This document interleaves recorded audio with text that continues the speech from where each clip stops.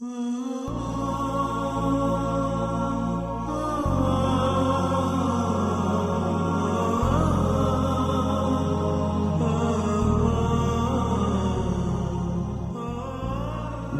الله الرحمن الرحيم.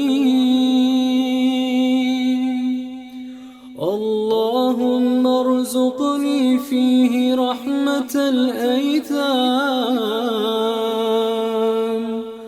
وإطعام الطعام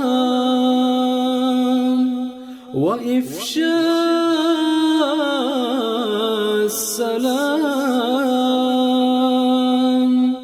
وصحبة الكرام بطولك يا ملجأ الآملين.